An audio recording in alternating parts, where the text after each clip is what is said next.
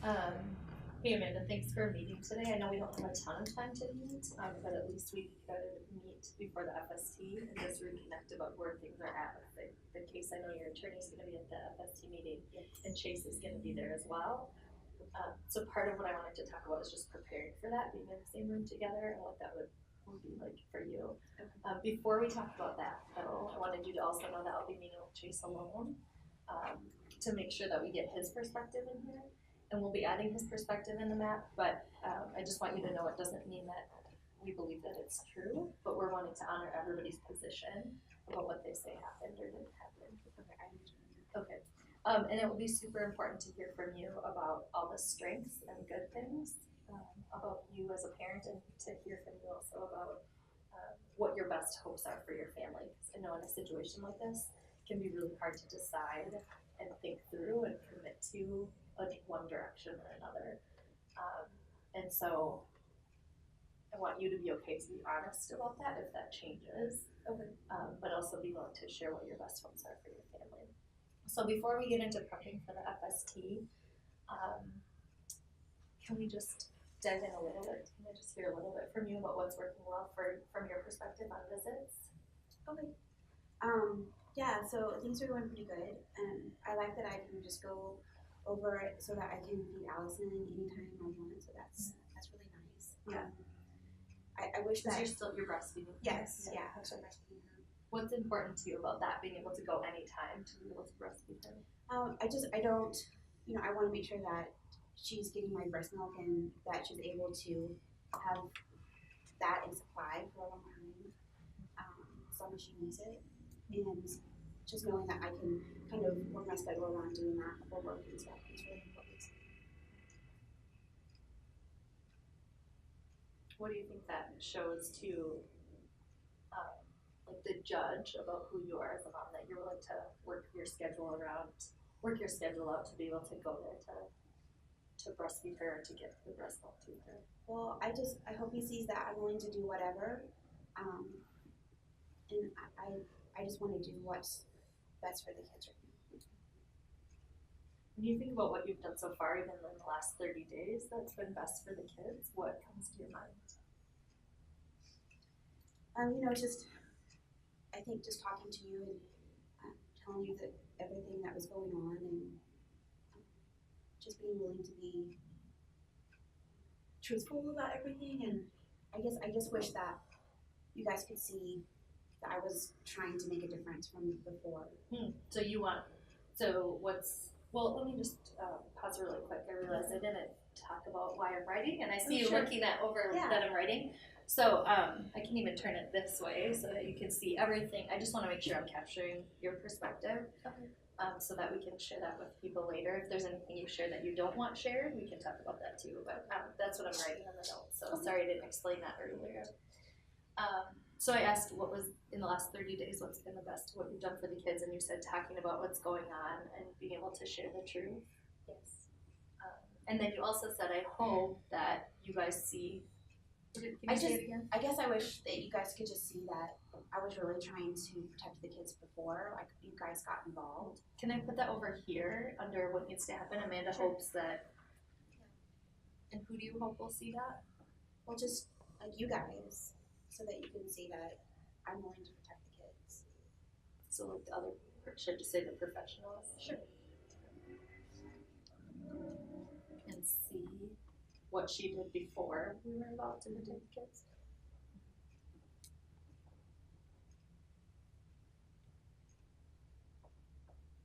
So Amanda hopes professionals could see what she did before we were involved to protect kids. Yeah, this will be a huge part of my job, to make sure that we dig out as much possible as we can about the details of the day-to-day life, how you protected the kids. Because over time, we're going to want to document that as you continue to have visits and have time with the kids, what you're doing to make sure they are safe.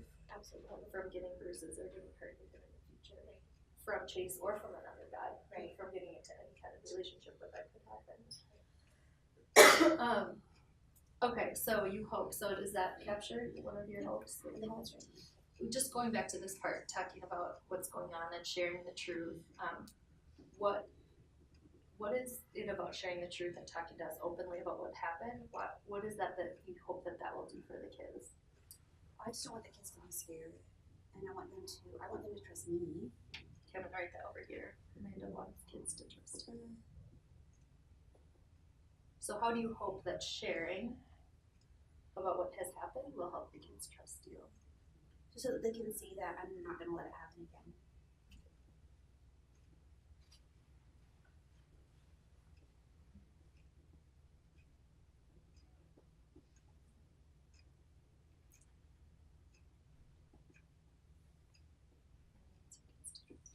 Speaking of your kids, what do you think your kids would say is their favorite thing about you as their mom? About me as their mom? Probably that I'm fun. I like to do a lot of fun things with them. Okay. So in thinking about, who do you think of Kingston or Kevin or Allison? She's still one, but who of them would say that you're the most fun? Probably Kingston. Kingston? Yeah. And what would he say in his words? What do you think he would say is so fun about you as a mom? Probably he likes that I let him run around and be wild. What kind of stuff does he do when he's running around being wild? Oh, he likes to play with his trucks and be loud. So he'd say you're fun because you let him do that. Yeah. With his trucks and loud. Yeah. And he's 6, right? Is that 4? He's 4. Sorry. Pretty cool. Is it okay with you if we shift into going back to the map? You remember we had introduced this idea of a map, and it's similar to this 3 columns, but it's where we're trying to capture the key reasons why we're involved. So a lot of times people get involved with child protection and they get confused about why child protection is involved. So one of the things we try to do on the map is get super clear for everyone, the attorneys, the guardians, the family, and for ourselves. Here's the worry for the future that we have for the kids, and then also get super clear about what we need to see happen in the family and with their natural supports, what we need to see the family do to get the kids back safely and to close the case. So those are 2 huge things that we do as a part of the map. And I just wanted to review what we have so far and check in with you about some of the wording and ask a few questions to you to make sure that we get your perspective. Is that okay if we shift to that? Okay. And then part of what I just did here in this conversation with the what's working well, getting the details about what's important to you about breastfeeding your kids on visits and how that's really meaningful to you, especially for Allison, and what you're doing as a mom and what's important to you. Excuse me. About the future and like wanting to show that you're protecting your kids. This is the kind of conversation I'm going to want to keep having with you, not the same words, but the idea of like really drawing out from you what's working, what are you doing to show safety, and what are you hope for your kids. Because ultimately I think we're all going to hope for the same things for your kids. I think you and Chase, my guess is that you want your kids to be safe. And well, yeah. So yeah, you do, and I'll talk to Chase about that too, and just get his perspective on that. But for sure, all the professionals involved want to see your kids safe. So if we can get clear about what our best hopes are for your kids, then together we can make a plan. And in this situation, the plan might be a plan that's around you, a plan that's around him. And if you ever decided that you were going to be back together, we would have to have a really tight plan around what that looked like for you two together. Okay. But just so you know, we would need to be able to have that kind of a rigorous plan. And I know you say that's never going to happen, and I absolutely support that as a direction for you. In working with Chase and having Chase trying to work towards having visits with the kids, we'll also be offering him that same process of developing a plan for him to show that the kids are safe with him. And his plan will likely look different than your plan. And we'll move at a different pace depending on what we can demonstrate. Before I check in on this, I just have one more question about that. What do you think about what your best hopes are for your kids and their relationship with Chase? What are your best hopes for your kids and their relationship with their dad? I would hope that they would be able to have a relationship with him that is where they're not scared of him. But I don't know if that can happen. Mm-hmm. So it's a big hope. You don't know if that can happen, but you hope that the kids can have a relationship with Chase where they're not scared, with their dad where they're not scared of him. I don't want him seeing them right now by himself. Yeah, yeah, yep. Yeah, I can definitely understand that. But you would hope that if they could be around him and not be scared, you'd hope they'd have a relationship with him if this was possible. If it was possible. Okay. Right now, it sounds like you have pretty low confidence that that's possible. But ultimately, that would be your hope if you could show that. Okay. So yeah, we'll want to work together with you and also hear from you, your perspective on this in an ongoing way. So I might not. I'll just give you an example of some questions that I might ask in the future, like, what would you be seeing in your kids that would tell you they weren't scared? You know, after a visit with him, that kind of thing. So we'll want to think through that, and we're going to want to put all that out on the table with each other in front of the professionals, so everyone can really think through and know what it's going to look like for the best of these kids.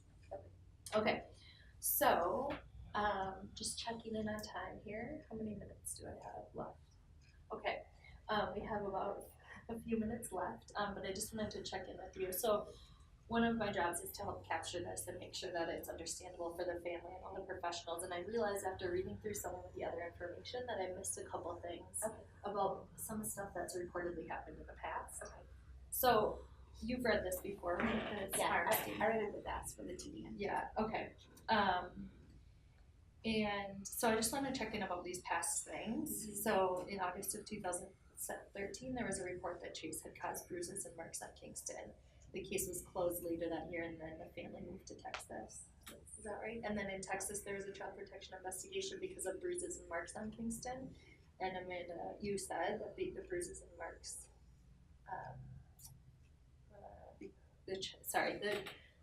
Amanda said that Chase had hit Kingston, so you said that Chase hit Kingston in the face, leaving a handprint on the face, and you called the police. Is that right? Yes. Okay. Kingston and Kevin were then in foster care in Texas from September to December. So part of, and because the boys had bruising, and Kevin, when he was 3 months old, had a broken ribs from being spanked or hit. Is that right? Yes. Okay. So part of including that isn't to, the purpose isn't to try to shame people. It's just to make sure we understand the seriousness of the harm that's been done to the kids. And I'm sure right now you're wanting to make sure everyone understands the seriousness of what you've been through in the past, and what you're going through now too. So is there anything you would change about that and how that's worded or the information there? Well, just after the kids were taken into foster care in Texas, I mean, Chase left and he wasn't around anymore. Okay. I didn't let him around the kids. Okay. How long did you, or what would you say the reason is that you left? I mean, I'm not sure why he left, other than we had to work a plan and he wasn't really working the plan, so he just left and went back to Missouri. So for how long did you make sure that he wasn't around the kids? The whole rest of the time I was in Texas. Okay. And how long was that? It was probably about a year and a half. So I'm going to write that under the what's working well. So the whole rest of the time in Texas, for about 1.5 years, you kept the kids from seeing Chase? Yes. He was never alone with them. At the beginning, he was for a little bit, but then he left and went back to Missouri. What had you keeping them from seeing him? Well, just because, I mean, I was working my plan in Texas and he wasn't working a plan, so he wasn't allowed to see the kids and supervise or anything like that. Okay. So that was part of the rules through working your plan in Texas. Okay. Okay.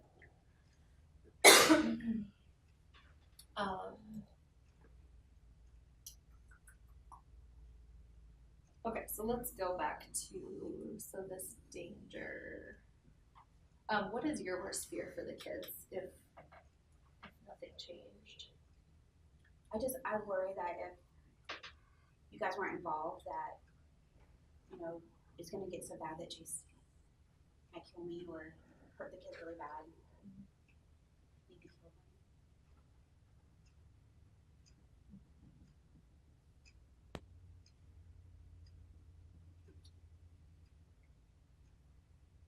Who else have you shared that worry with? Well, I don't have a lot of people that I talk to about that. I do have a counselor at school that I talk to sometimes. Okay. So your worst fear is that he could end up killing that kid's or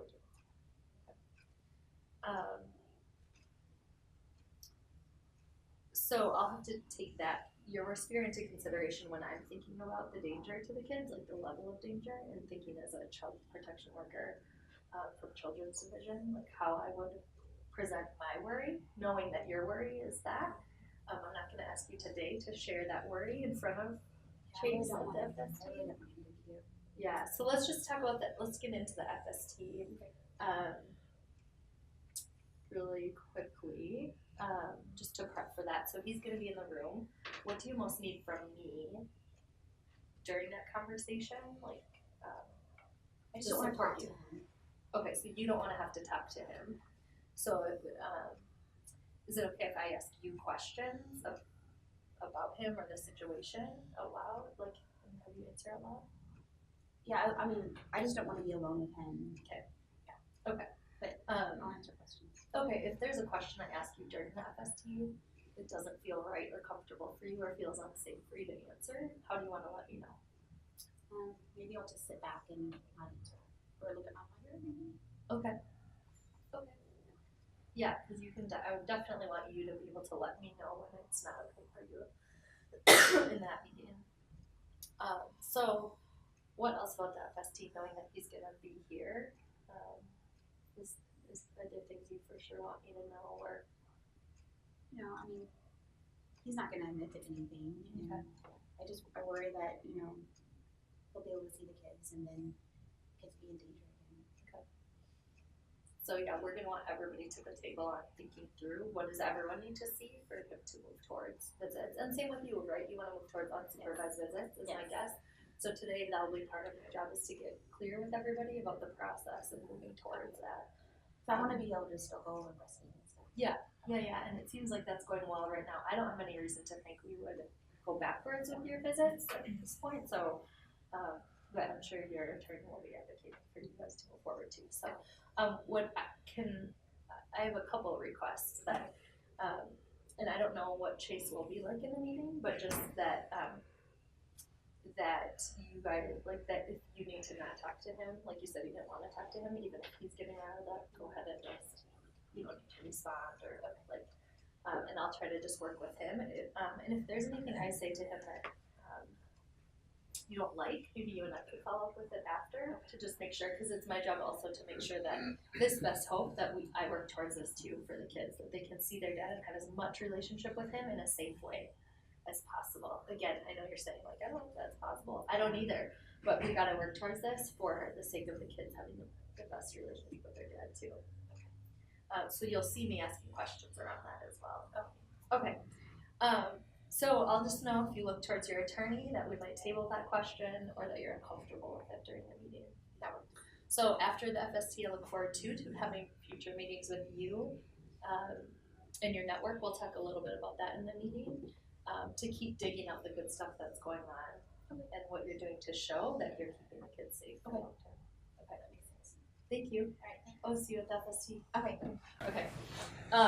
So, hey Chase, thanks for meeting today. I know we've been involved with your family for about 30 days now, and I know you haven't decided to or haven't been able to come to all the meetings so far. Are you planning to come to the upcoming FST meeting? Yeah. Okay.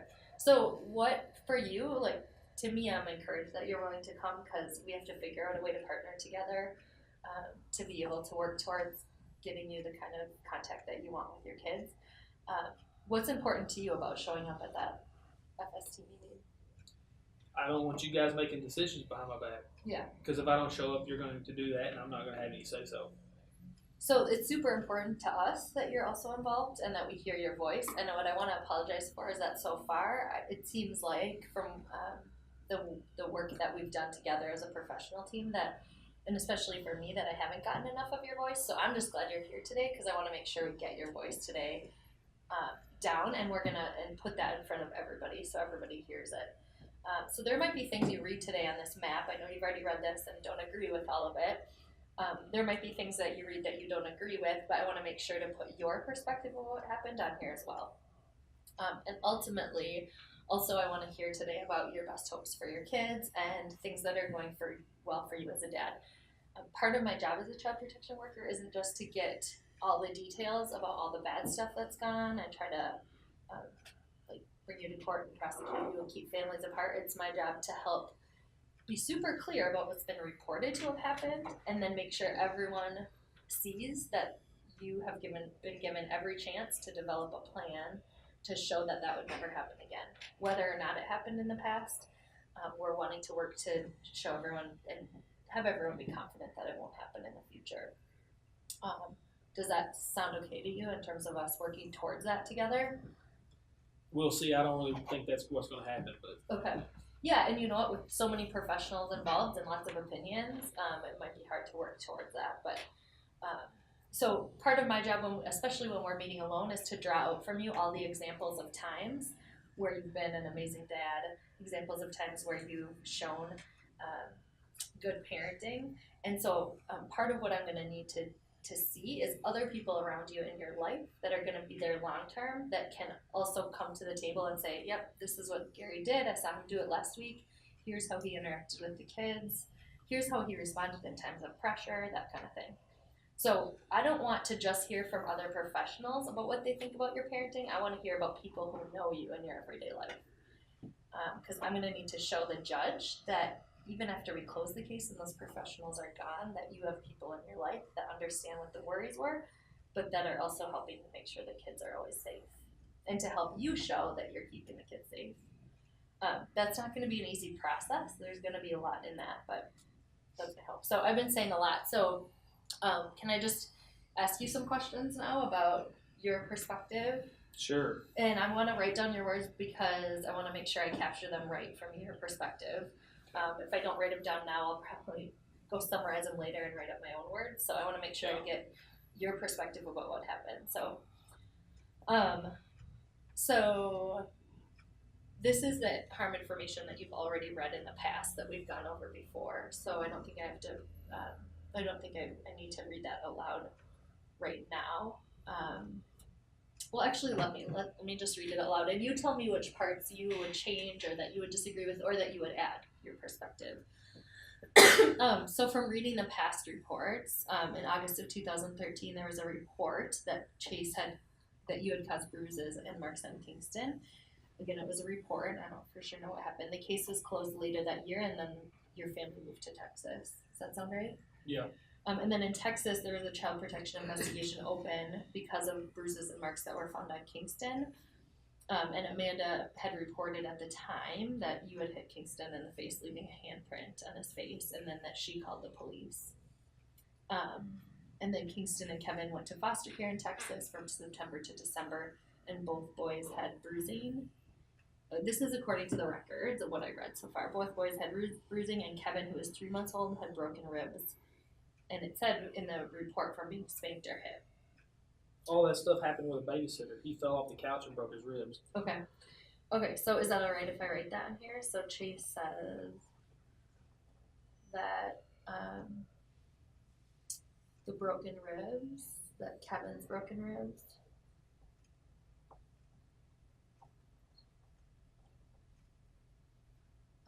were from a babysitter. So from the babysitter spanking or hitting, or falling off the couch? From the babysitter spanking and hitting, and then her not watching him, and he fell off the couch.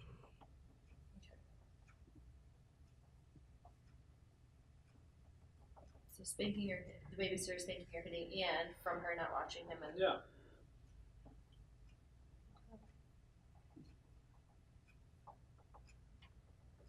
And he was 3 months old and fell off the couch. Yeah.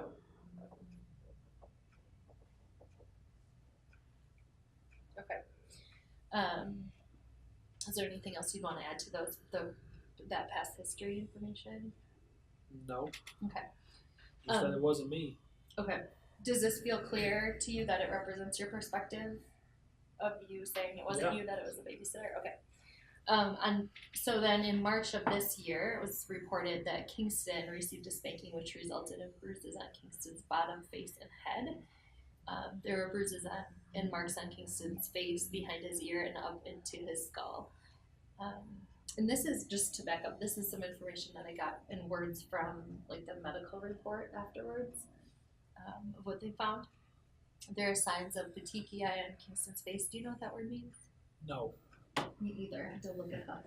Okay, so what I found when I looked it up is that it means little red dots. So I'm gonna just change this to little red dots so that we all know. Little red dots, which are typically caused by being hit really hard. Doctor language, sometimes they use words we don't understand. Typically, when someone is slapped.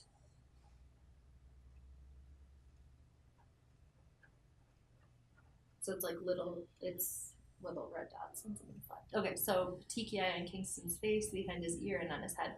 There are signs of petechiae on Kevin's head. Kingston and Kevin and Allison were seen at the CAC on the 7th of March for medical exams and the forensic interview of Kingston. As a result, Kingston and Kevin were sent for full body scans, x-rays, and blood work at the CAC. Kingston said that he disclosed that he was spanked by Daddy with spanking on his hand, his butt, and his face and his eye. So in hearing that, just hearing that report of what reportedly happened, what's the worst of that for you? Just in hearing that. That he said that I spanked him on his butt, face, and eye. Okay, so this part about Kingston saying. I might have spanked him, but that doesn't mean I left all those bruises. They're kids. Okay. They bump into things, they run around and fall, and okay. I mean, just because he's got all that stuff doesn't mean I'm the one that did it just because I spanked him. Okay. So it's the worst of it for you is hearing that he said you spanked him, and that now that's all being connected to all these bruises. Yeah. Because you're saying I have spanked him before. Yeah, but not hard enough to. Okay, so what would you say? I want to make sure I get your words. Chase says that yes, he's spanked Kingston.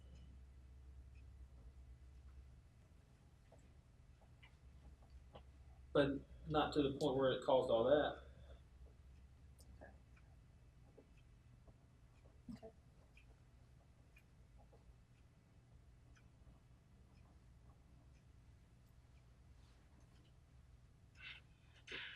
When you say all that, can I say not to the point where it caused all these the injuries? All of yeah. Okay. So how would you describe what you think Children's Division is most worried about, having heard these different reports over time? What do you think? Well, I think you're worried about me being a father because everybody keeps telling you that I've caused all these injuries to my kids, and it's not true. Yeah, what do you think we'd be worried about for the future for your kids? That I'm going to keep injuring them, even though it's just people telling you that. Okay. And if that happened, that people were to keep telling us that, they're reporting that they're getting hurt, what are you worried about would happen to your kids? Well, you guys are already working toward me not seeing my kids anymore, so. Well, yeah, so right now you can't see the kids except for at therapeutic visits, right? So that's part of what the judge has agreed to. Part of my job is to work with you to show that there's a plan to demonstrate that you're safe enough around the kids and that you're protected from ever being accused of hurting the kids. My guess is you never want to be accused of hurting the kids or causing these kind of injuries. Yeah. Is that right? Yeah. So I know that seems weird, but we want to build a tight enough plan to show every day that your interactions with the kids and the responses that you have to them never cause any kind of injuries. Is that something you're open to working towards? Yeah. I mean, I've got to at this point because we're sitting in this room. Yeah. Yeah. Okay, so you would say in your own words, Children's Division is worried that Chase will keep hurting Kingston, Kevin, and Allison, or what would you say? Yeah, I would assume that because you guys you think I'm going to hurt them all anyway, so. Mm-hmm. But you're worried. That is it true that you're worried that you'd be accused of that even if that wasn't happening? Yeah. Okay. Chase is worried. Just like now. Yeah. Okay. So Chase is worried that he'd keep being accused of hurting the kids.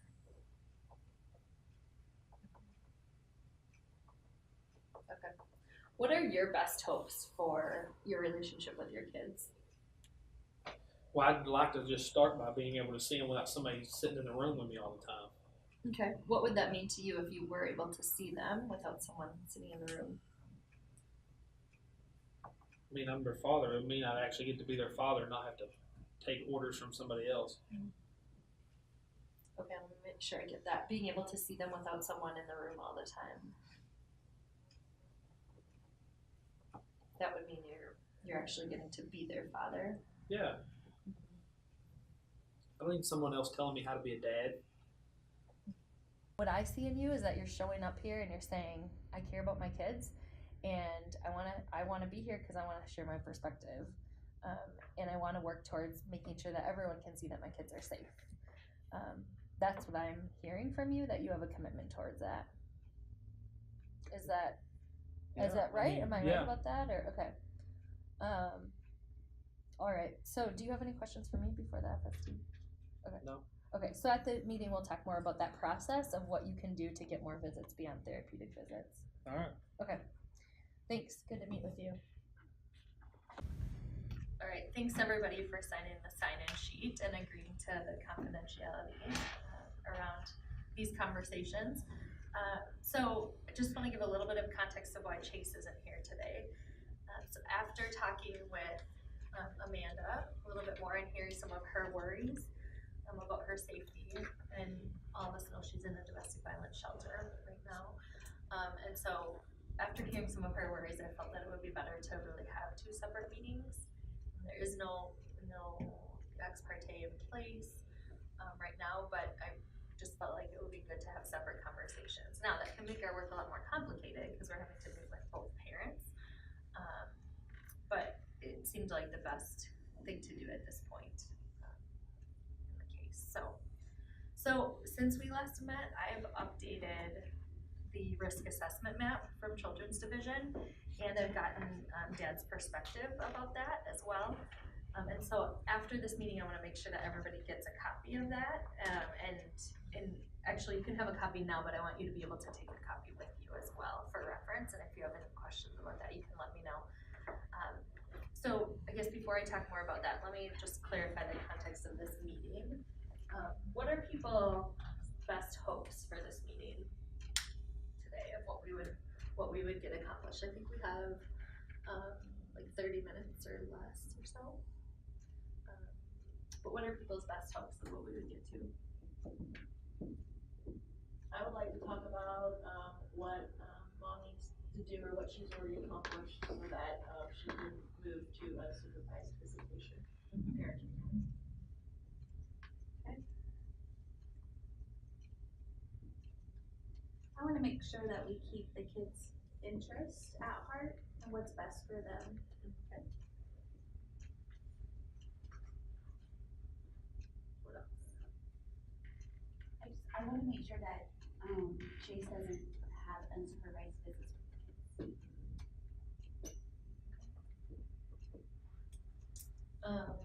So at this meeting, you want to do something to make sure that he doesn't have.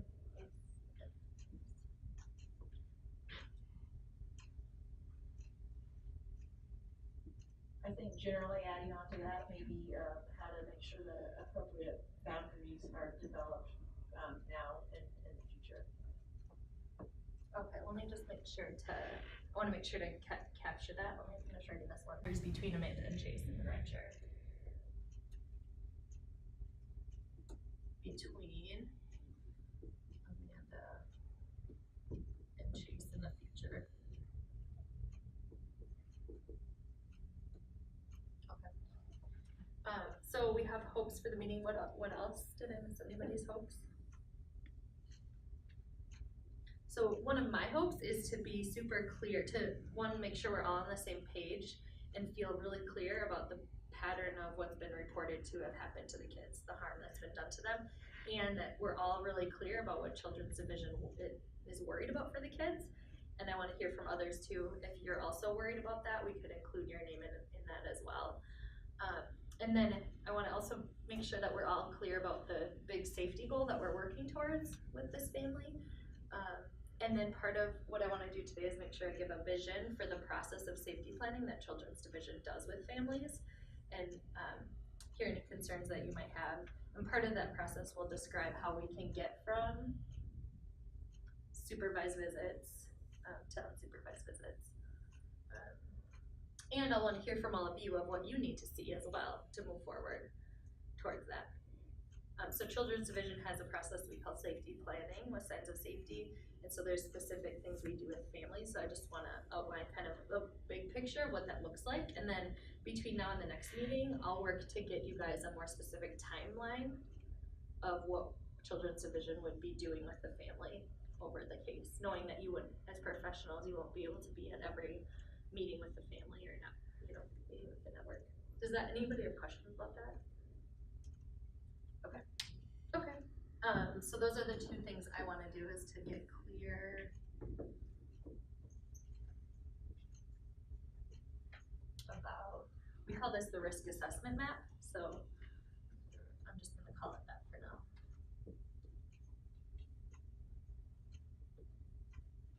And then give a vision for the process. Alright, so Rhonda, this one, like, when you said this, I thought to myself, this seems really important. Do other people think this one's important as well? Establishing boundaries around the future.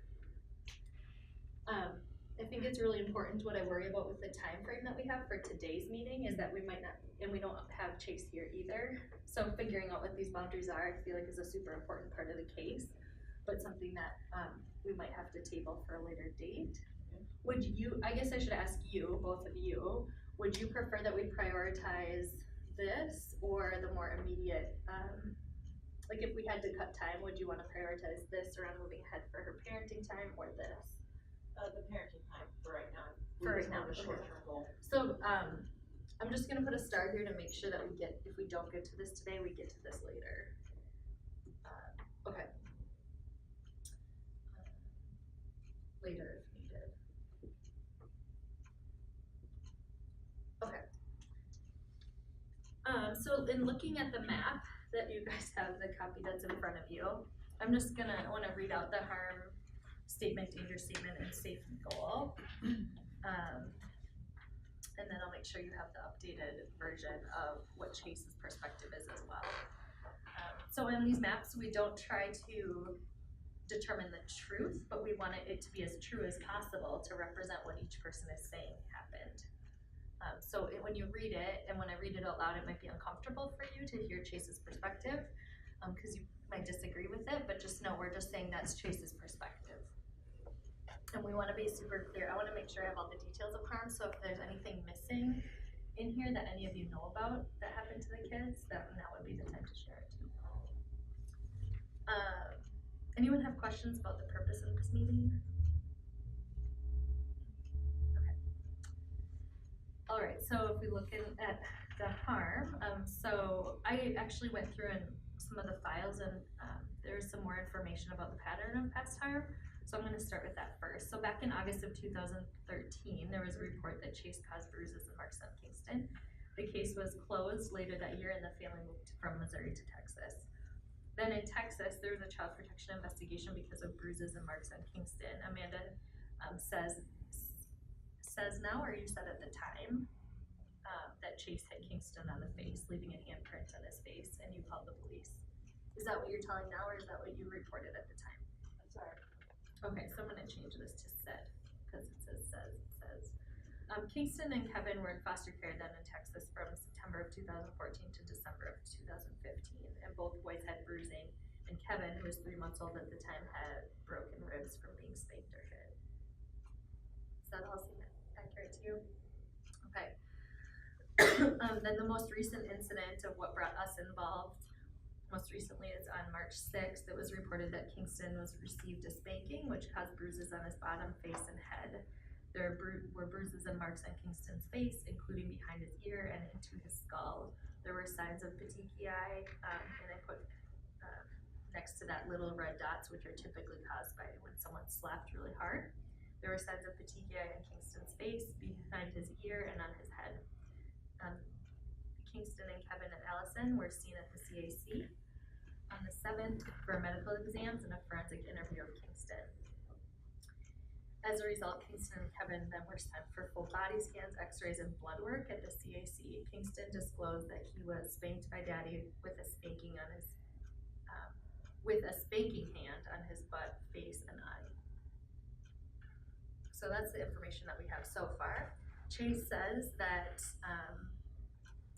the broken ribs back in Texas were from the babysitter spanking or hitting, and that from her not watching Kingston when he was 3 months old and he fell off the couch. He also says that he has spanked Kingston, but not to the point where it would have caused these injuries that are described here from March. And can I interrupt you when he says that she wasn't watching? She the babysitter or she the mom? Yeah, she the babysitter. Yep, thank you for clarifying that.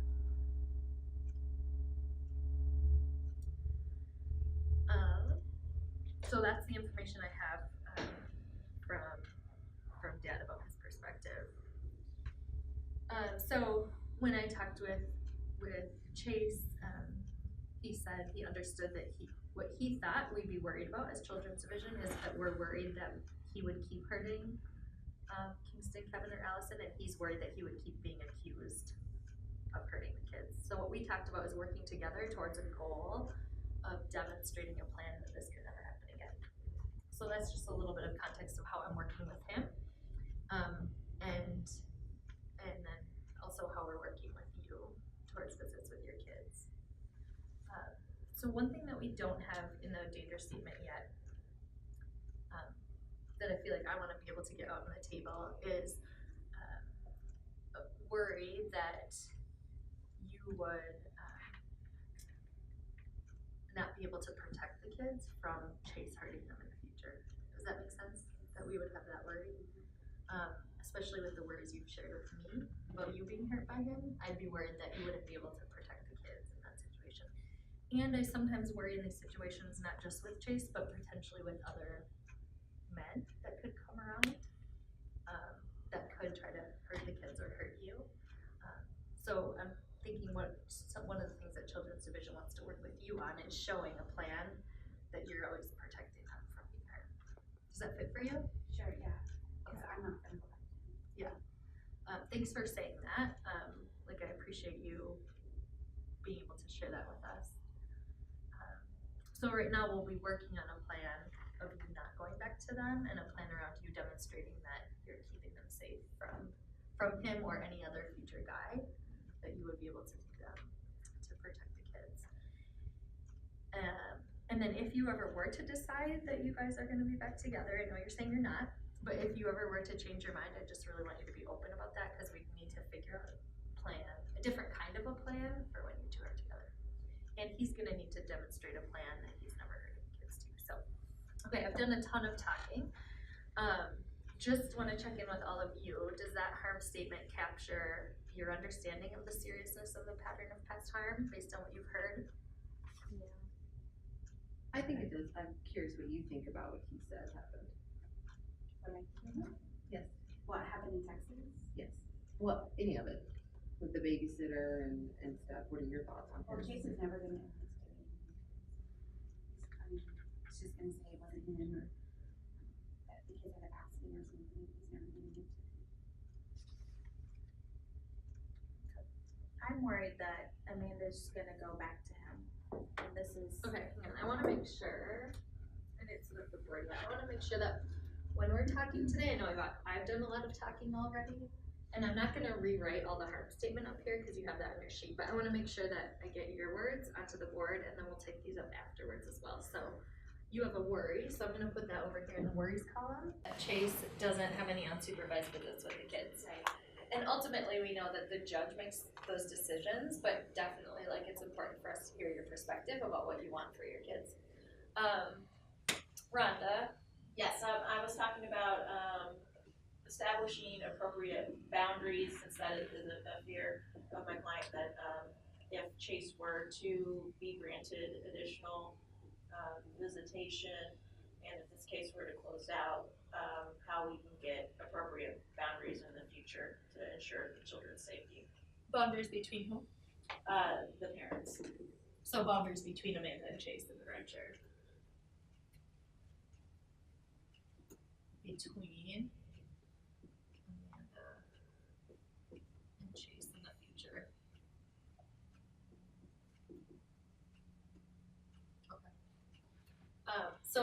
hopes for the meeting, what else? Did I miss anybody's hopes? So one of my hopes is to be super clear, to one, make sure we're all on the same page and feel really clear about the pattern of what's been reported to have happened to the kids, the harm that's been done to them, and that we're all really clear about what Children's Division is worried about for the kids. And I want to hear from others too. If you're also worried about that, we could include your name in that as well. And then I want to also make sure that we're all clear about the big safety goal that we're working towards with this family. And then part of what I want to do today is make sure I give a vision for the process of safety planning that Children's Division does with families, and hear any concerns that you might have. And part of that process will describe how we can get from supervised visits to unsupervised visits. And I want to hear from all of you of what you need to see as well to move forward towards that. So Children's Division has a process we call safety planning with signs of safety. And so there's specific things we do with families. So I just want to outline kind of a big picture of what that looks like. And then between now and the next meeting, I'll work to get you guys a more specific timeline of what Children's Division would be doing with the family over the case, knowing that you wouldn't, as professionals, you won't be able to be at every meeting with the family or meeting with the network. Does anybody have questions about that? Okay. So those are the two things I want to do, is to get clear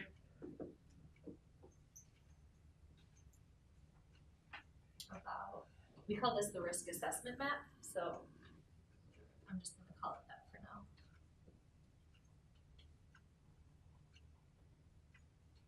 And then give a vision for the process.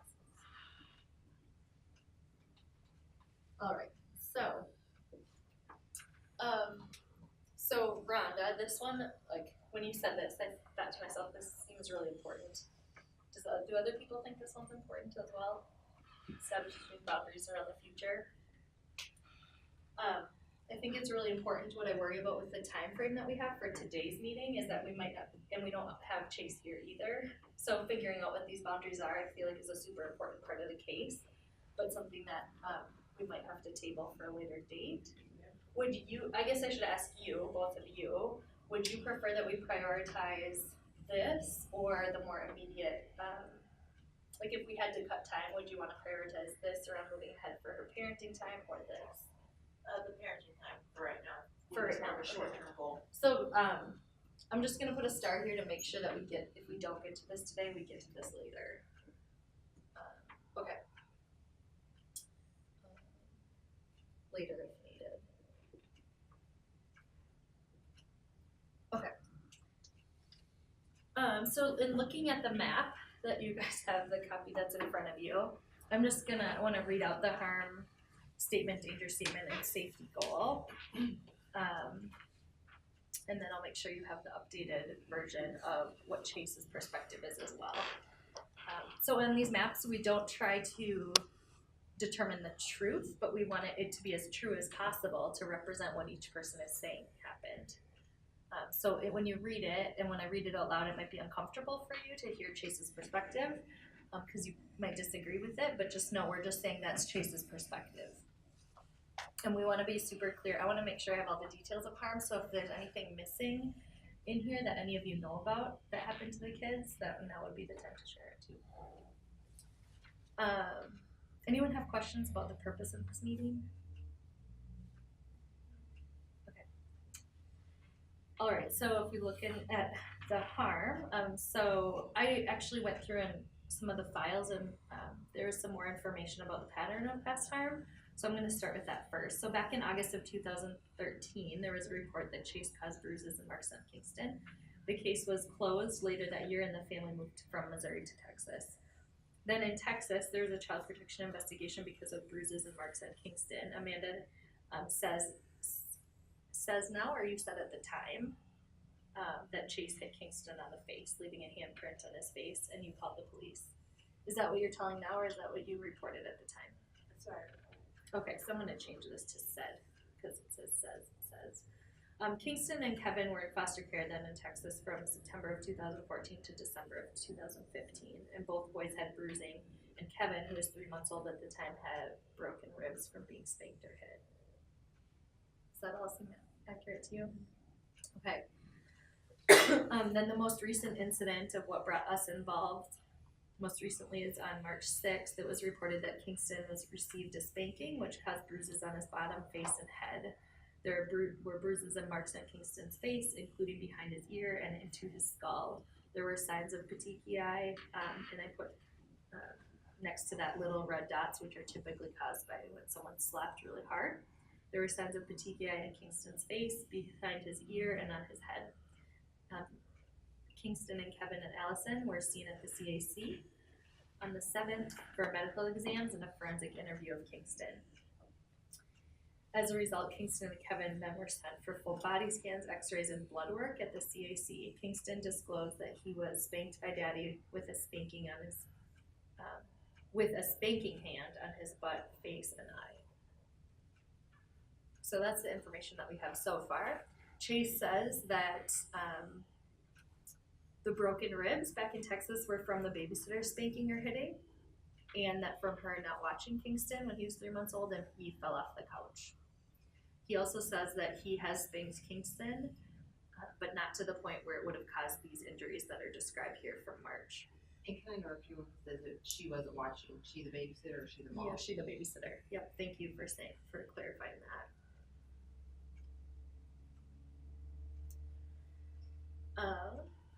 So that's the information I have from Dad about his perspective. So when I talked with Chase, he said he understood that what he thought we'd be worried about as Children's Division is that we're worried that he would keep hurting Kingston, Kevin, or Allison, and he's worried that he would keep being accused of hurting the kids. So what we talked about is working together towards a goal of demonstrating a plan that this could never happen again. So that's just a little bit of context of how I'm working with him, and then also how we're working with you towards visits with your kids.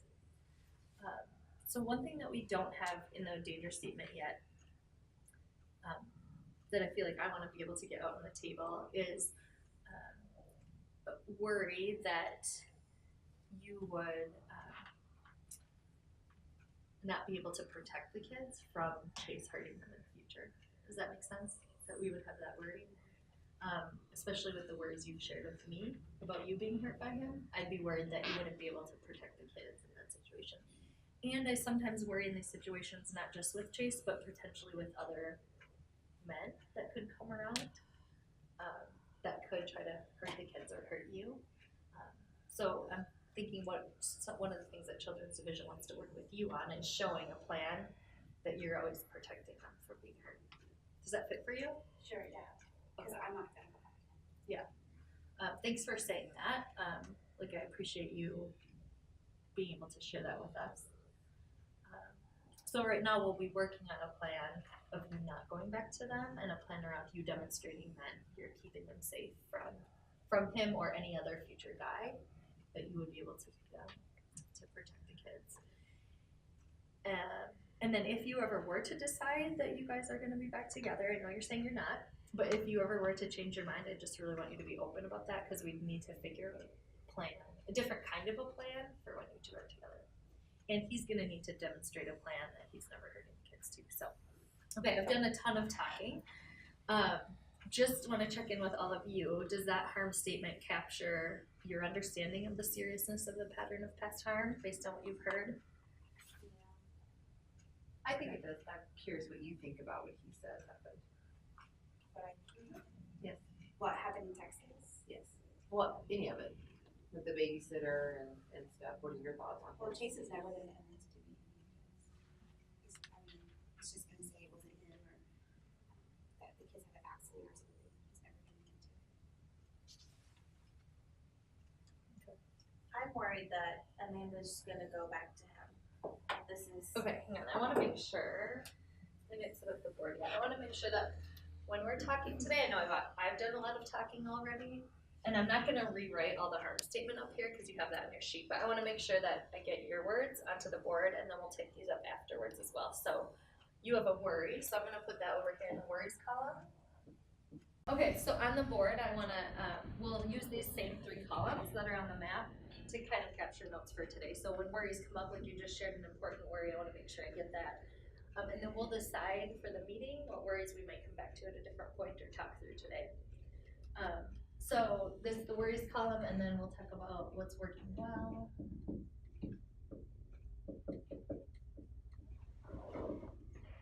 And then what needs to happen.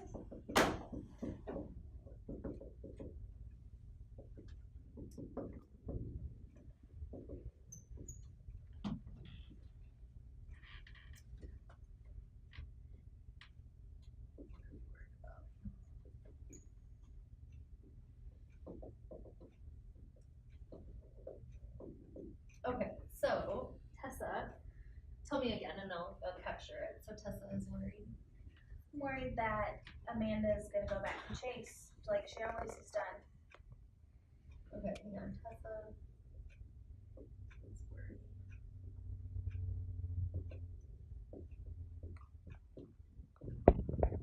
And then if Amanda goes back to Chase, what are you worried about will happen to the kids? He's gonna hurt them again, like he always does.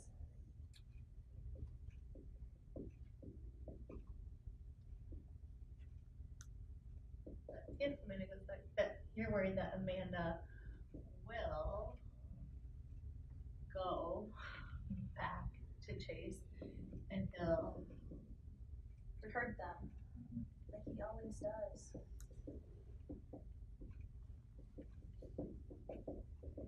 What will be the first sign to you that she was going back to him? She can't keep anything from me. Mm. I mean, I watched the kids, you know, even before they came into care. I was her daycare babysitter, and she told me everything. Would you see that as a good thing, a strength, or a worry that she tells you everything? It worries me, but I think it's good that she has me to talk to. Okay. Would you see that as a strength? I think so. Or a worry? So, okay. Amanda and Tessa. Would you say that you tell her everything? I think I tell her most things.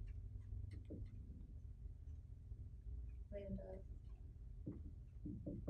Is that okay if both of you say she tells you most things? Yeah. Tells Tessa most things. Okay. But that's what makes, when you find out about those things, you do get worried about it. But Yeah. what would be the first sign to you then that she went back to him? Or that she's even in contact with him, maybe? Well, I can tell when she's acting kind of timid and doesn't really want to talk too much to me about things. Like she's hiding things from me, keeping secrets. And the kids, I mean, they talk, so they'll talk to me about dad or if they saw Okay, dad. let me get this. So when Amanda's acting timid and not talking to you about things? Yeah, I can tell she's keeping secrets.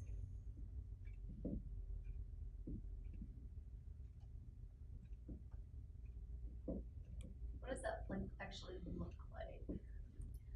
She just picks up the kids and leaves in and out. Okay. She doesn't want to hang out and talk. Okay.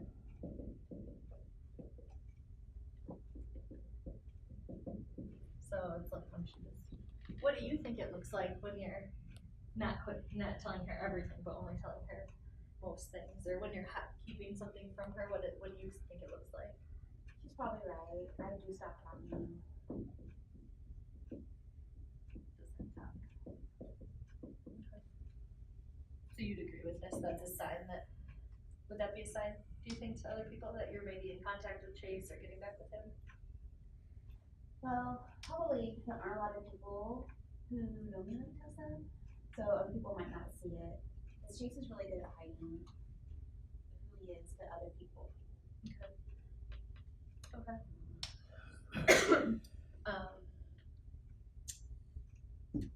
I just want to ask one or two more questions. What's important to you about having a friend like Tessa? When you think about showing that you can keep the kids safe long term, what do you think is the value of having her involved?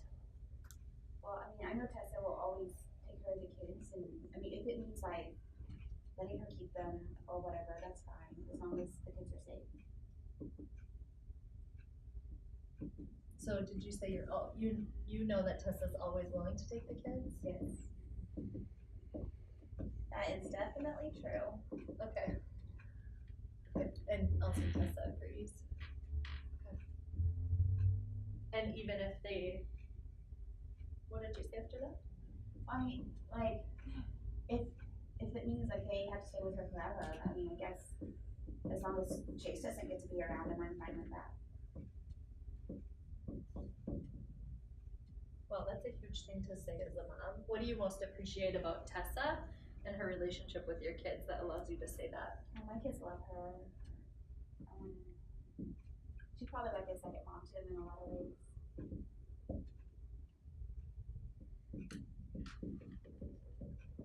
I mean, we've been with them before when I wasn't with Chase anymore for a minute. How long were you not with Chase? I think it was right after I came back from Texas. I stayed with him for a little while. A few months, yeah. Okay, hang on, Amanda and kids. Would you see that as a strength or a time where you were keep protecting the kids? Stay with Tessa for a few months. No, I think it was a couple months.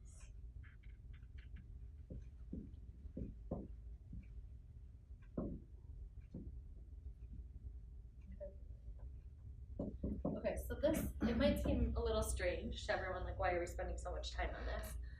So I'll segue in just a minute into why we're digging in around this for a minute.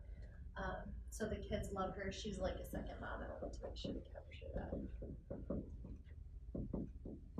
So, and I apologize if you can't read my handwriting, I will type up the notes after and send them out to you all. Okay, one question for you, what is the best thing about Amanda's parenting of the kids that you see? She spends a lot of quality time with them, just sitting down and being close with them and talking sweet to them, and really makes them a priority when she's with them. Okay, and spending time with the kids. Yeah. What else did you say? She's sweet to them, Yeah, what does she do that's sweet to them? the way she talks to them, and she's super affectionate to them. And the way they react to her, you know, you can tell that they love each other. Yeah, what kinds of things does she do to show that affection? Well, the boys especially, they like to cuddle up to her and just kind of cuddle with her. They don't have to be doing anything. They just like to be close to her.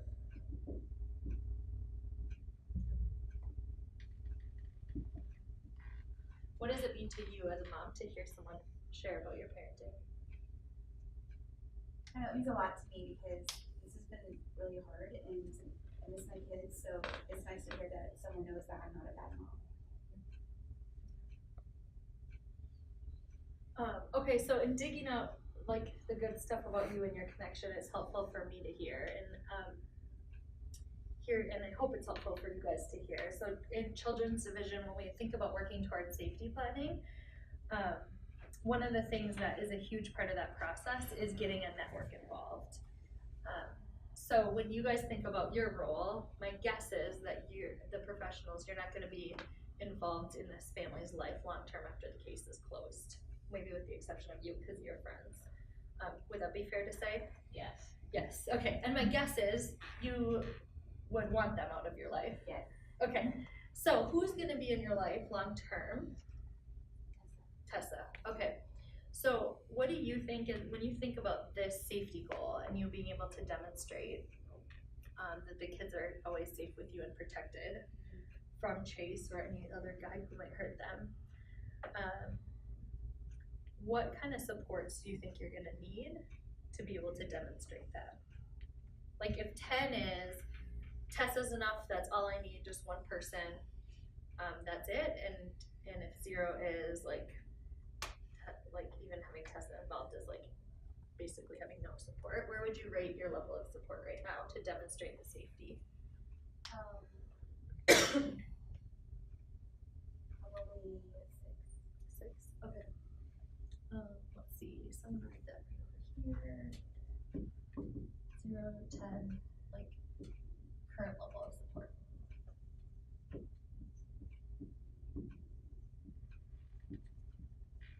Okay, so for you all involved, what kind of, like, how many people do you think she would need to have involved to demonstrate to the judge that the kids are safe long-term? After you all are gone, we all are gone. I mean, I don't know if that's really a number you can judge. There's some people only have a handful of close people, some people need 20. I think judge should be Sure. more concerned about what she's done to recognize what's happened in the past, how things are different now, et cetera. I don't know that 2 support people versus 5 support people is going to be a deciding factor. Yeah, so that's, that makes a lot of sense with the way systems are, that they're gonna be more concerned about if she can recognize or admit what's happened in the past. When we think about, and you actually brought up a really good term, and I wanna clarify, cause I think I wasn't clear about this. Support people, and I've even put level of support. When we think about a support network, that might be great for her to have a support network, but we actually need to see a safety network. So it's great for people to support mom, but we have to actually see people involved that are providing safety to the kids, which I think so far, what I'm hearing is that there is a level of safety that you're providing for the kids by being involved. So when we think about us not being involved anymore as professionals and not monitoring that safety or representing the children in court, we wanna really think about people that are gonna be there long term, not just to support mom or to support dad in general, but to make sure that even if mom does start going back to Chase, the kids are safe anyway. Does that make sense, difference between support and safety? Because we want both, like I would want both for you. But what we're gonna need to see at Children's Division is people who are super focused on the safety of the kids. Meaning that if you decided to go back with Chase, they wouldn't support that, they'd intervene to protect the kids. I don't know of anybody else who would do that. I mean, I lived with Tessa before and I stayed with Chase again. I don't know. But maybe branching out to the safety, kids are in school or kids are not school age, like Allison's younger and Kevin's not even in school, they have to be in daycare, like even daycare 3 days a week. It's great for socialization, but there's also other people besides just you laying eyes on them.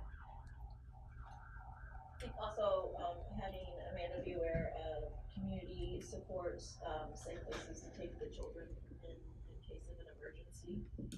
Okay. So you would wanna see Amanda being aware of community supports. I agree with that because in Texas I had a lot of support and I was involved in like a mom group and stuff. And I don't really have that here. Okay. So you would want that? Okay.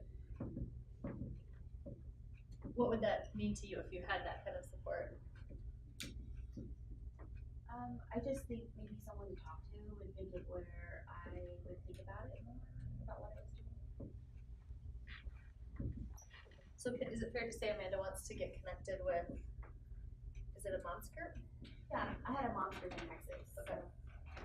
So What is your first smallest step in getting connected with a mom's group? I just don't know of any here. Maybe I could do it through school or something. Is there anything at the domestic violence shelter that, any groups? That's a good idea. A lot of churches. A lot of churches have the mom's group. So we all have different ideas. What do you think you would be most likely to do next, knowing that you want to get connected to a mom's group? What would be your first, next smallest step? Probably talking to someone who knows how I can talk to somebody who is connected to a mom's group. Okay. Maybe talk to. So we have a few ideas out here. Yeah, maybe talk to my caseworker at the shelter. Okay.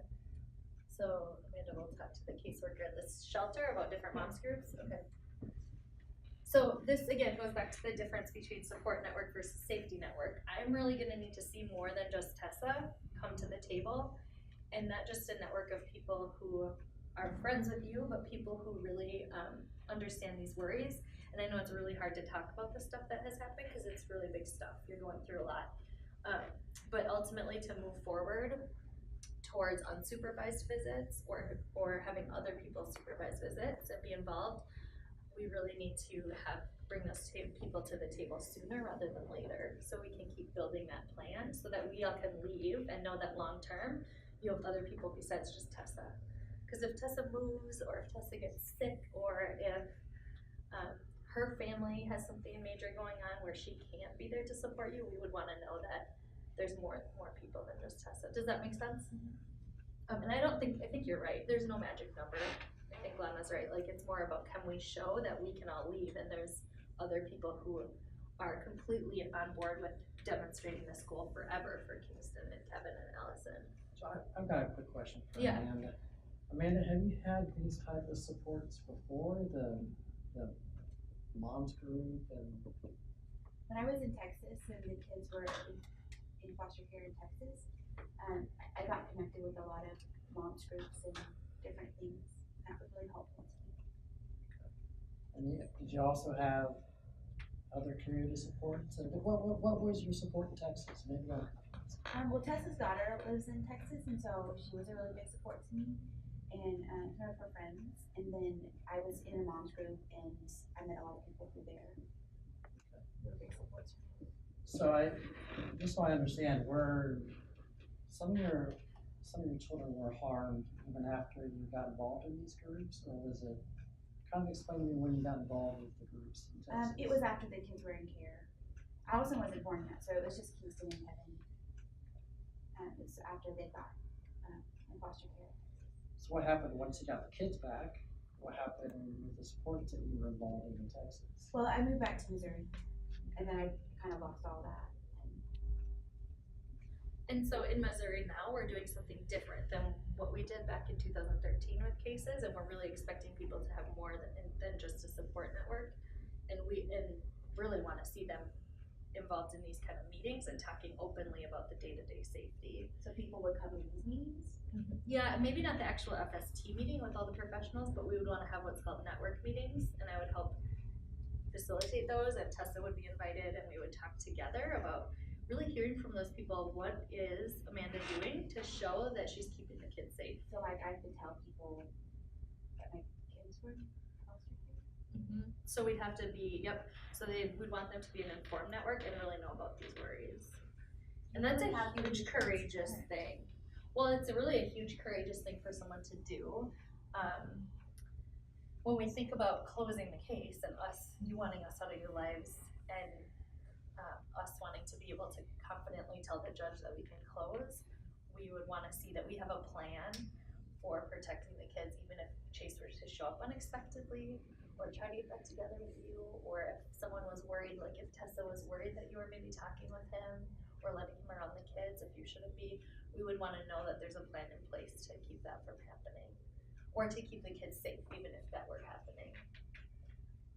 So is there a possibility that, one of the things I don't see listed is any type of therapy for Amanda? I don't know if, I'm hearing a lot of talk about community supports and moms groups, which I think is great to have that support network.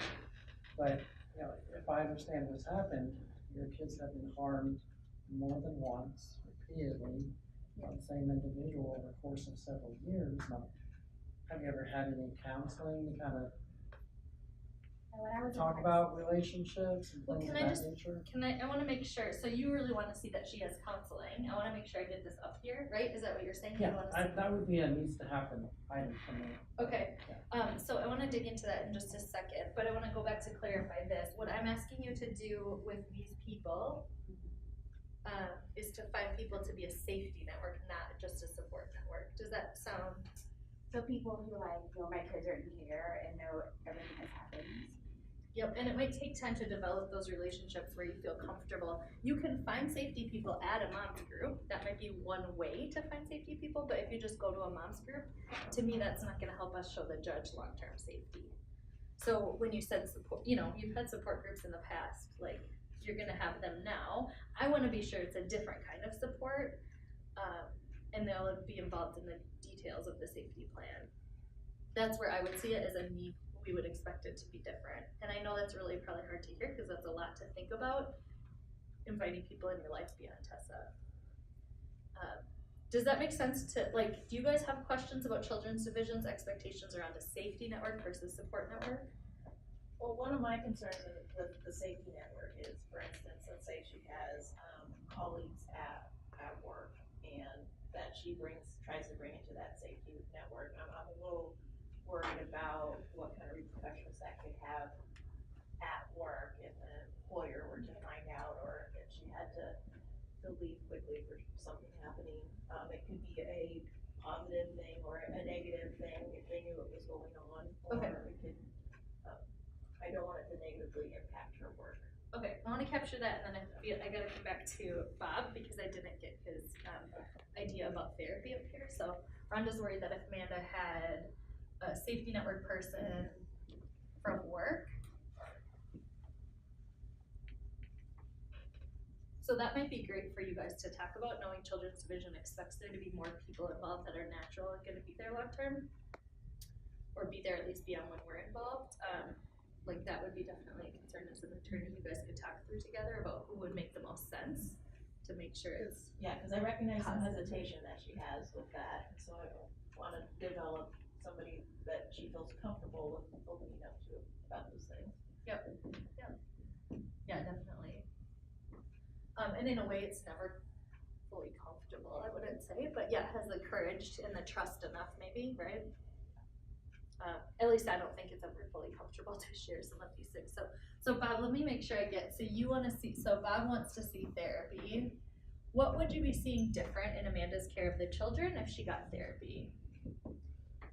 Well, just from my understanding of what's been taking place over the course of several years is there seems to be an issue with Amanda choosing the appropriate relationship, the appropriate person to be around, such as Chase, who, if I understand, everybody agrees he's been harming the children.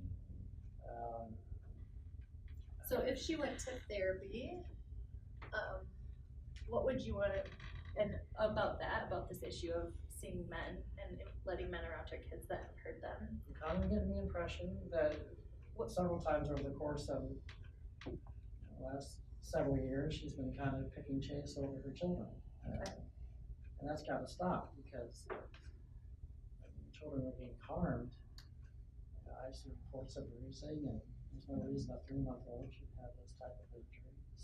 So what would you need to see happen while we're involved? What would you need to be seeing or hearing about from her parenting over the course of time? What would you need to be seeing if she was successful in therapy? What would she be? I mean, what would I like to see in a therapy report? No. What would you like to be hearing about in her behaviors? Oh, and mom? Day to day and caring for the kids. Yeah. To be confident for you as a guardian to stand before a judge to say that therapy is working? That the kids are safe enough to be with her. Jumping in to add. Well, hang on, just wait. I want to make sure I hear, because I interrupted you before and I went to Rhonda, and I just want to make sure I hear. Maybe this is just my perspective, but so here's what's difficult. I mean, Amanda can have behaviors that on the external, on the outside, she's presenting quite well and tells us everything is going well, which probably is what happened in Texas, and then she got her kids back. And then it was very difficult to tell what is happening on the inside. What is she covering the therapy? Is she covering codependency issues? Is she recognizing that Chase presents a danger to her children and her as well? Now, how do I judge that or engage on that from her behaviors? It's very difficult to say. I may not be able to. Okay. How likely is it, and I have a background as a therapist too, I'm trained as a marriage and family therapist. How likely for you is it, if you got a therapist report that says she's worked through these issues, she's doing better, is that enough for you to go to the judge and say, I recommend her being back with the kids? Like if 10 is, that's totally enough, I really just want to see a therapist report for that, and 0 is, that still doesn't do it for me, because I don't know that therapist is really seeing her in the day-to-day life. They get 50 minutes a week. Where would you be on that? Well, I guess in the therapy report, I'd be looking for what issues they're addressing and how well Amanda's doing on those issues. Okay. And it's probably something we just need to. And what would you want to be seeing in the therapy report or hearing about in those issues? Well, I mean, at this point, certain codependency issues I think would have to be addressed for relationships. So a therapy report saying that she's addressed codependency issues? Successfully addressed, yeah. Okay.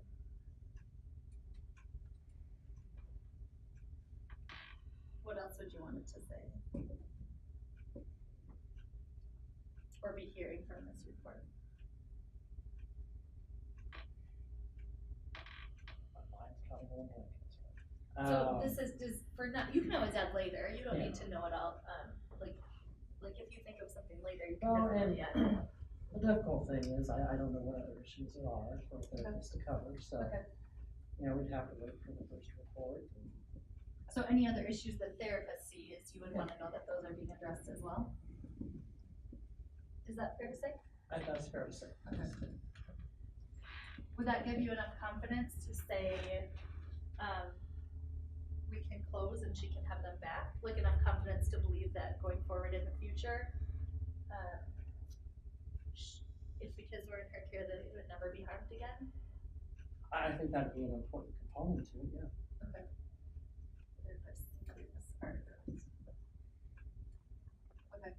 And for me, we've had, both in being a therapist, knowing that when I'm a therapist for someone, I only see them 50 minutes a week. In my old job when I did that, and so I love working now with social work and being in the child protection system. But I have seen a lot of what I worry about as a child protection worker, I've seen a lot of therapist reports that tell me everything's good and then we get the case back in. And so I totally support you going to therapy. I think it's a really good thing for people to get therapy. You're saying that's an important component. I wanna hear from other people. What else would you need to see to know that the kids were safe and to be able to tell the judge that you recommend reunification? I feel like I would wanna know if you did therapy in Texas and what the difference between the therapy in Texas, cause nicely, obviously, the codependency, if it was quote unquote fixed in Texas, it didn't take because you got back with him. And I guess to add to it, is he Allison's dad? Yes. So while the case was open in Texas and you guys weren't together, you were together? Well, he wasn't really in Texas, but, I mean, we came down a couple times. Is that a worry of yours? That is a worry, that's a worry about the Sure, I get trust that. with the So team. Lana is worried that even when Amanda and Chase weren't together, he came down a couple times. And she got pregnant with Allison, right? Correct.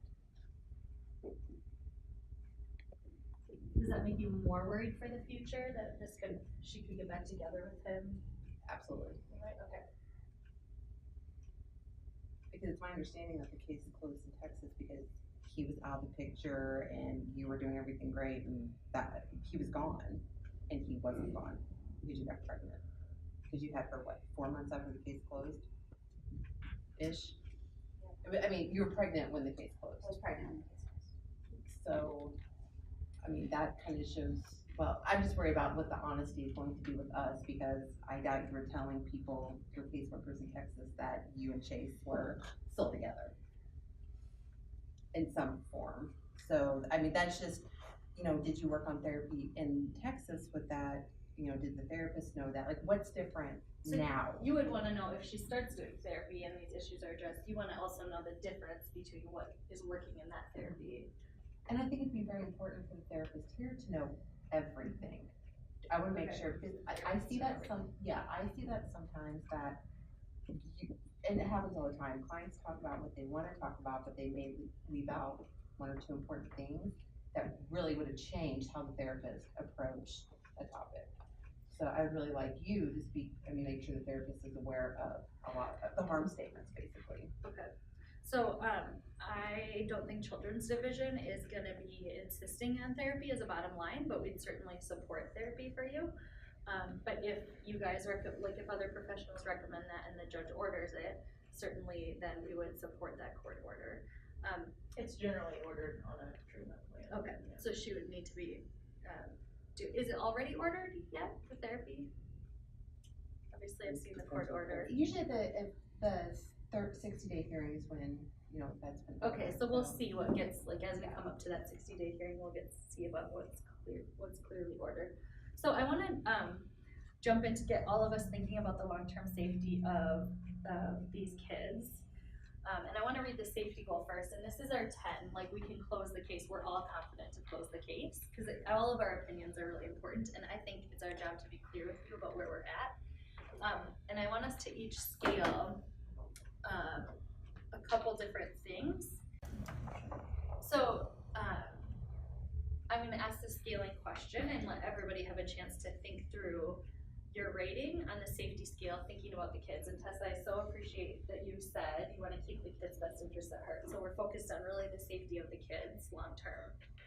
So I looked at the danger statement and the safety goal. Our danger is like our worst fear, that the kids would be hurt again if they were in Amanda's care. And that she wouldn't be able to protect them. And 10 is we're so confident because we've seen Amanda and a network of people demonstrate a plan that the kids will never be hurt again.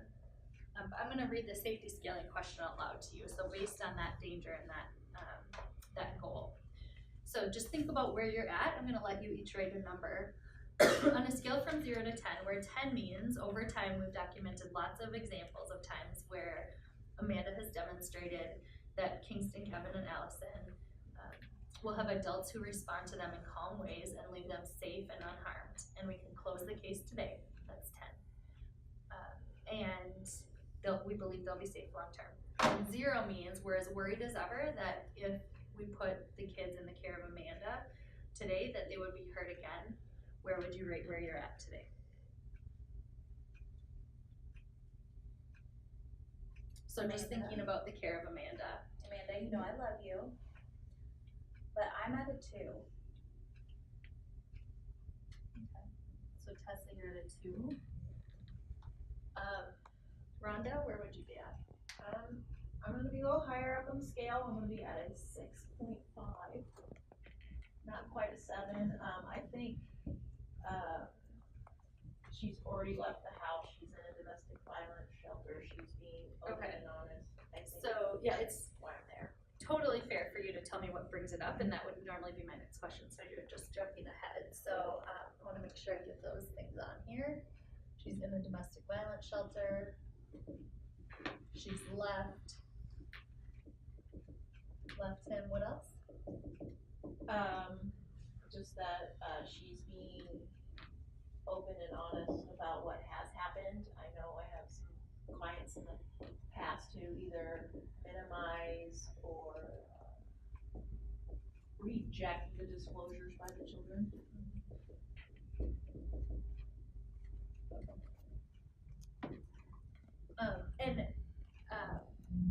So I'm gonna come back to everyone around the most significant thing that brings their number up. So, but thanks for sharing those with me. So Lana, where are you at? What number would you say? 2. Okay, and Bob? Well, I was kind of thinking either a 2 or 3. I'll stick with 2. You know, mainly because Tessa picked a 2, and Tessa knows Amanda probably better than all of us here.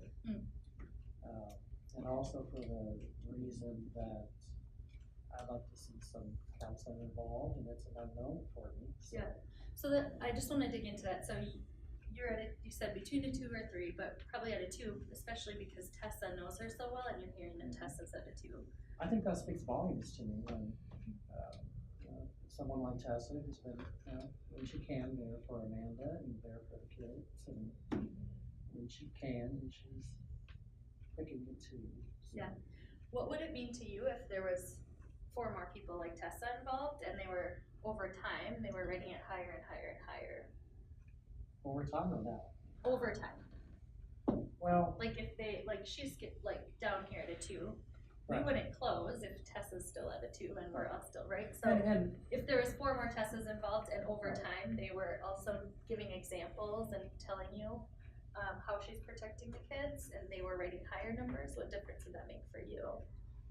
well, based upon what I know sitting in this meeting, I think Tessa's number is reasonable. Now, if you're asking me that 6 months from now that we're in a different place and we're having good therapy reports and Tessa's number goes up, my number will go up. I'm not basing my number always on Tessa. Sure.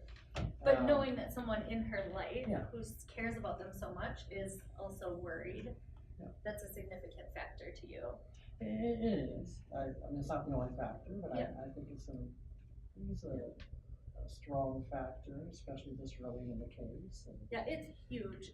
Not always this early in the case do we have someone like Tessa who is there for you and who you're saying is so important to you and like a second mom to your kids. I mean, that's huge to hear that. So in thinking about moving the scale up, did I get everybody's numbers? Amanda, what number are you at? Sorry. Where would you? Yeah. I'm probably at like a 7 for me. Okay.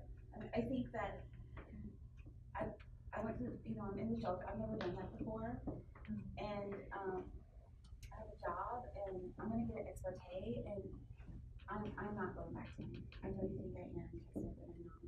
Okay, never done shelter before, getting a best friend. Okay. So this was just a safety scale about the kids going back to Amanda. Right now, just thinking about now, where would you rate the same safety for the kids if Amanda and Chase were together? together right now. Like if tomorrow they were together and the judge were to say, returning the kids, what number would you be at? 0. Is there a -1 in there? You can be -1. Not the first. Yeah. Let's round up.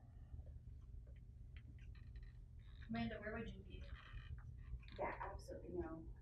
My kids aren't going back to him. But how safe would they be if you got back together tomorrow? 0.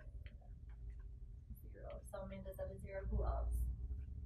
I'm at a 0, definitely. I'd put me down for a 0.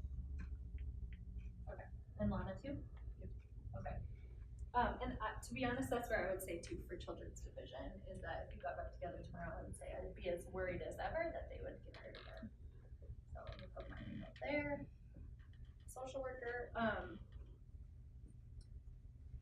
And then I didn't give my number. I realized for the two or for just returning them to you. So if we were to return the kids to your care tomorrow, I think I would be at a 3. And what brings me to a 3 is hearing about Tessa and her involvement and her worries, and how much you care about her and her involvement so far. So we're all gonna keep having these conversations about where we're at in relation to safety of the kids with you. And in order to keep moving towards, you have unlimited visits right now, but to move towards unsupervised visits, we're all probably gonna need to have conversations about what that would look like. And one of the things we need to see is more people like Tessa coming to the table to be involved, hear about the worries, and tell us about the good things that you're doing to protect the kids. Does that make sense? Okay, so for right now, you have unlimited supervised visits with Tessa. What I would love to see for the next meeting is you inviting some more people to the table. And you and I can have conversations about that, about introducing the worries to them ahead of the meeting or whatever's comfortable for you. That is the next step. One of the other things that we need to do, and Amanda, I haven't talked to you too much about this yet, but it's called the Words and Pictures, and it's an explanation for the children about what's going on, and why they're only seeing Dad at therapy and why they're only seeing you, like Tessa.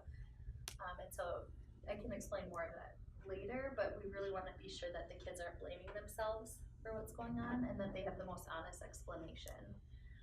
And I can share more about that with you guys. In fact, I'll send to all of you an article about Words and Pictures so you can understand a little bit about what Children's Division is doing to help kids.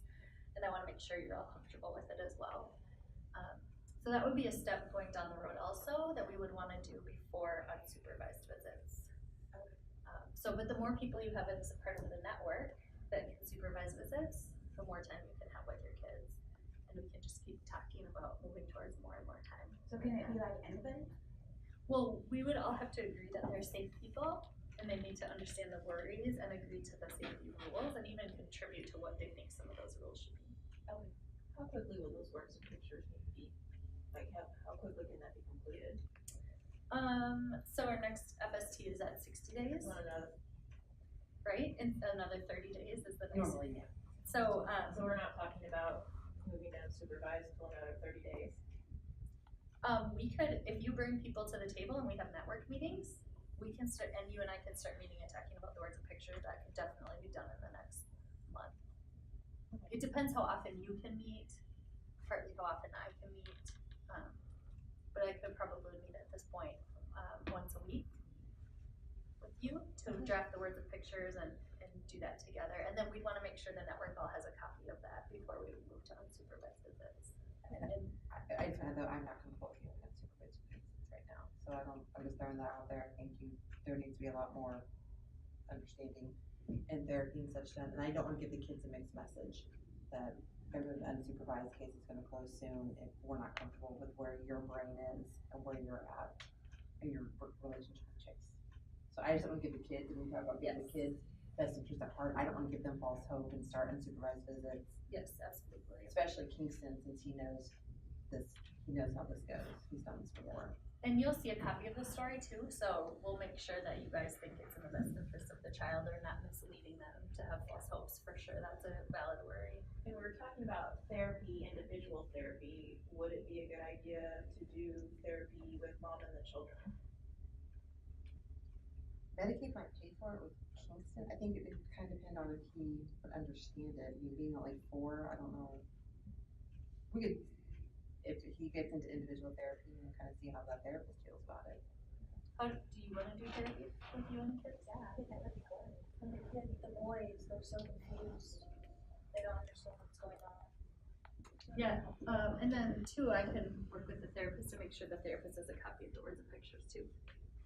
Okay, so other next steps that which else should I add up here about the therapy? Looking into family therapy. Who's gonna do that? The caseworker. I'm gonna? Like look into it?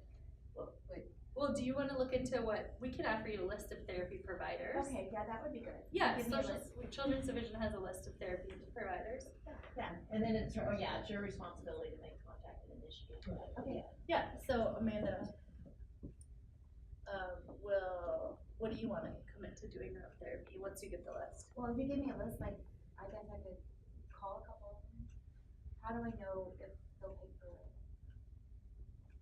Their list should have people that are contracted for the children's division.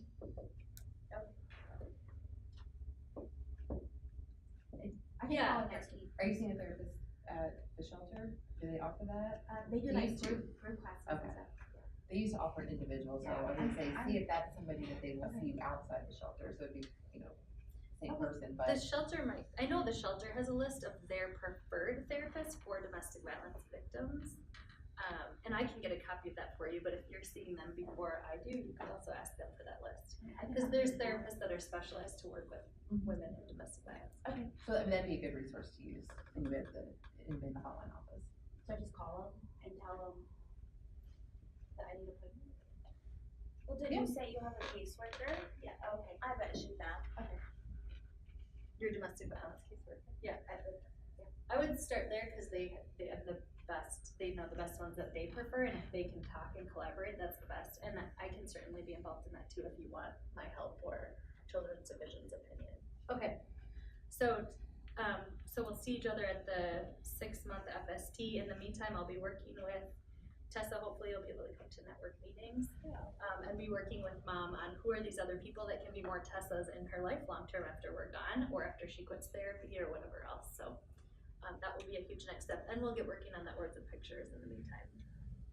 Is there anything that people wish they wanted to say that they didn't feel like was heard or wasn't captured up here? Because I'll type up these notes. I just want to make sure everyone had a chance to say what was on their mind. So, like, if you guys have an FST with Chase, and is he gonna get to see the kids by himself, or how's that gonna work? Yeah, so he'll get to see them. Right now, he's not allowed to see them at all by himself. He just gets the therapeutic visits. Okay. So for him to work towards seeing the kids ever by himself would take a ton of, again, a huge safety plan, safety network, words and pictures. And actually, the words and pictures story, I'm gonna need to work with you and Chase to make sure that you're both in agreement and have input on what that words and pictures says for the kids. but you'll both see a copy before it's presented to the kids. Okay. So that you can agree on that. Cause that will be also something he would be expected to do too, is be a part of that process. Okay. Yeah. Okay, anybody else have anything that I missed or that you didn't feel like your voice got heard around something? Okay, I just. New date set for the next FST. Yes, let's set a new date. Could you pull up, the calendar while we're looking at that, but I just wanna say, Tessa, I know people shared worries today, and I read this harm statement out loud, and I just wanna say that the professionals in this room and Tessa all are a huge gift to you, cause sometimes I've worked with teams where there's professionals at the table who don't wanna honestly share their worries, especially about this stuff, getting back with Chase, worries for the future. So the fact that they're sharing that out loud with you here is a huge gift to you, even if it's really hard. And it's a gift to us in the process because we can work together towards more meaningful safety. So I know, I'm guessing there might have been parts tonight that were hard to hear. And I know, I just want to reinforce that everyone at this table, I really think, is trying to keep the best interest of the kids in mind long term. So as much as you can, thinking about the value that they're being honest with you and sharing their concerns is just seeing it as a gift, even though it's really hard, is what I'd encourage you to do. So, and we can talk more about that later too. Because really, they're all gonna report to the judge, right? So we want to be clear about what everyone needs to see to move forward. Okay. Okay. Dates for next FST. 30 days out. Yep.